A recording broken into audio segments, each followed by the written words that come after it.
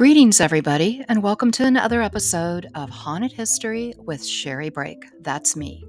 In each episode, we'll venture down the not-so-straight path of the paranormal, exploring dark history, the oddness of life and death, covering such subjects as folklore, superstitions, hauntings, cryptids, mythology, the ancient craft, haunted travel, and dark history. This episode focuses on the Granny Witch.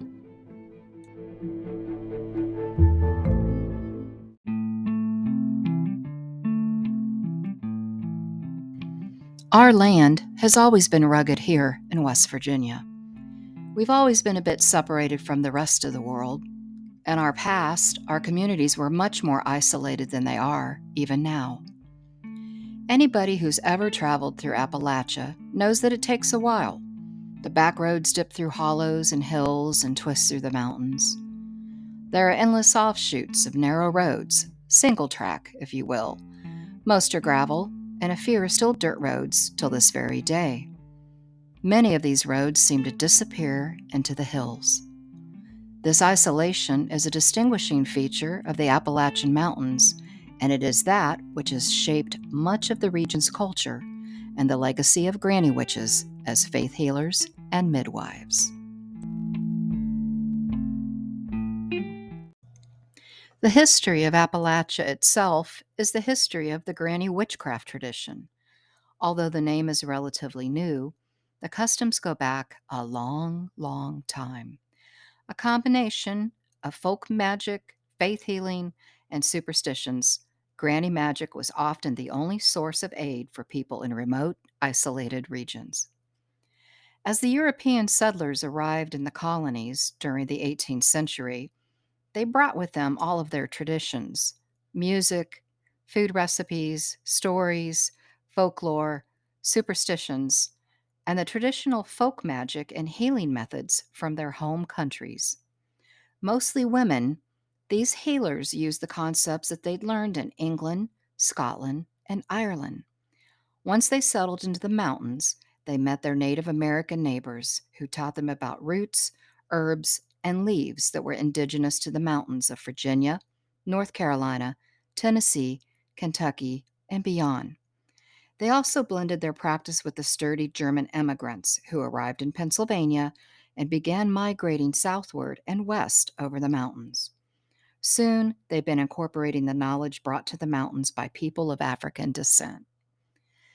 This blend of science and magic was peculiar and strange. This magic wasn't the Wiccan magic of today or the magic that uses cauldrons, frogs, and eye of newt. It was the old magic of the Scots and the Irish, who populated our verdant green hills in the early days, and whose blood flows through so many of our veins.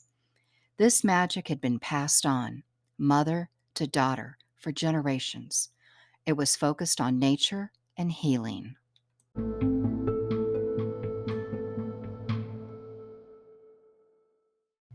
In addition to magical traditions, many of the granny women of the past served as healers and midwives. The granny woman would arrive at the home of a mother in labor with a bag of herbs, roots, and leaves. She would use these to help the mother safely deliver a child, and then she might recite a verse from the Bible or a protective charm to keep both mother and baby healthy. Through the ages, granny magic has healed sickness, birthed babies, removed curses, and predicted the weather. In the far reaches of Appalachia, granny witches were often the sole source of medical care and spiritual guidance. Their practices were simple, inventive, and always grounded in the natural world.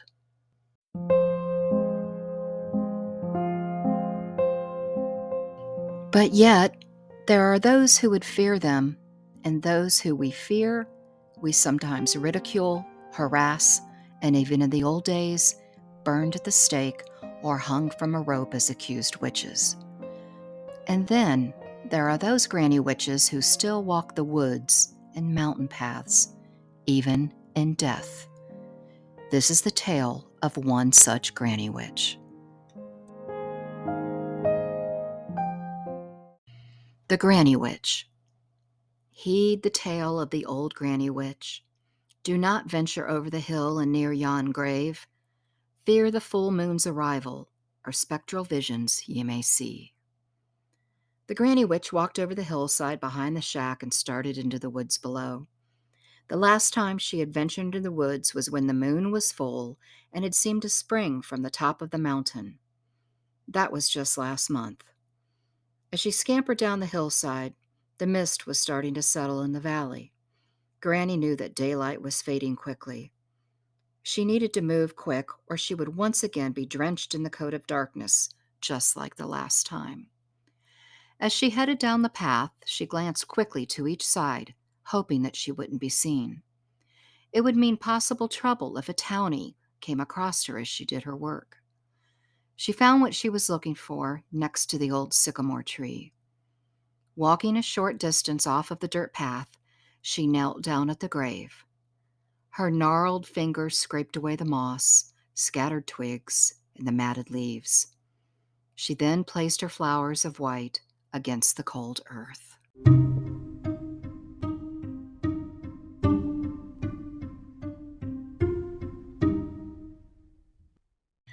She sat down abruptly, folded her arms across her chest, and closed her eyes. As darkness approached, stillness came, and with it, the granny witch began to drift in thought. The memories came flooding back, and as they did, bitter tears started to flow. Many years ago, when the large oaks in the woods were still saplings, the old granny witch was young and full of life. She lived near the big woods with two small twin children. The children were not of her blood, as they had been left wrapped in tattered blankets on the back porch of her shack. Abandoned by poor souls who had not the means or the ability to care for them, she thought. So she took them in and named them as she would have her own children. Her life was full of laughter and child's play as the infants grew and toddled about the old house. Life was good. Tragedy struck in the second winter, and the life was taken from both of the children as a mysterious disease ravaged their small bodies.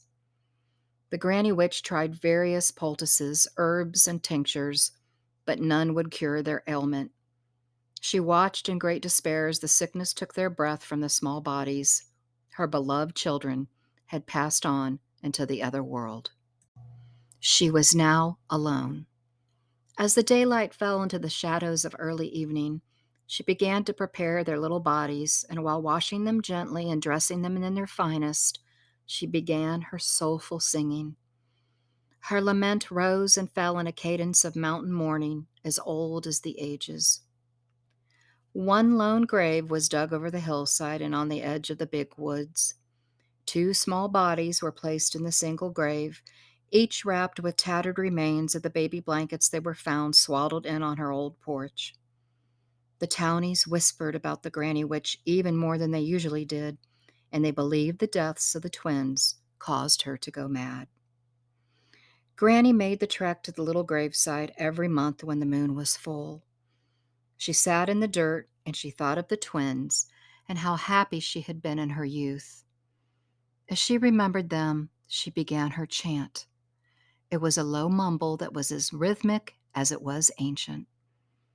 As the incantation continued, she reached inside her cape pocket for the silken bag. She spread the contents from the bag over the grave and made a gesture towards the sky. This night was different. The air seemed colder, the sky darker, and the granny witch thought that the moon had a strange hue to its November glow. She was as still as she could be as she heard the sound again.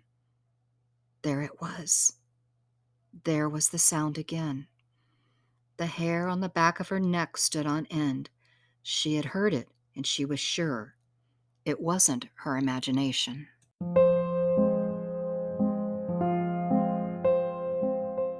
Muffled footsteps down the pathway caused her to lean forward, and as she peered into the shadows, she saw them.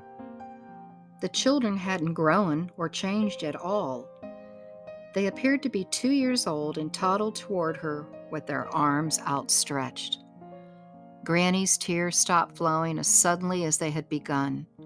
She got onto her knees and wrapped her arms around her children. The wind quieted. The moon hid behind the night clouds, and even the sounds of the evening ceased. The two children held the old woman's hands and led her into the woods as the mist began to swirl around them. The trio disappeared as the woods seemed to nearly swallow them up. Last week, in these very woods, two teenager hikers took a moonlight stroll. As they walked past the old grave, one teen noticed the wooden headstone. They decided to investigate. At that very moment, the woods seemed to quiet their night sounds. The moon hid behind the clouds, and a mist began to spill down across the hillside behind them. A slight movement out of the corner of their eye caught their attention. On the very path where they had just walked, an old woman was walking slightly hunched over. At each side of the old woman there was a small child with their hand intertwined with the woman's. The trio walked past the hikers who stood with their mouths wide open.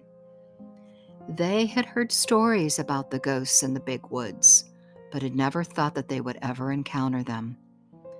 As the hikers watched, the trio walked the path and disappeared into thin air, just as the local ghost story had said that they would. As this November's full moon rises, and if you feel a desire to walk the path in the big woods, be very careful. Do not disturb the spectral trio as they continue to walk in the shadows on their own eternal pathway.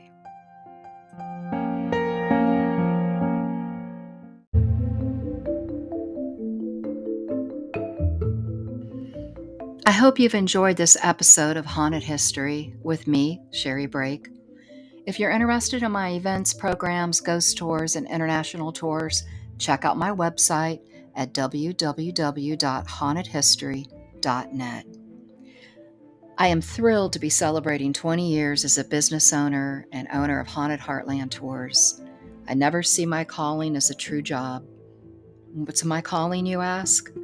To share my insight, my stories, and my love of this crazy, dark, twisted, and intriguing subject we call haunted history. Remember, ghost stories don't need to be made up. History is frightening enough, don't you agree? Until we meet again, I hope to see you out on the haunted highway.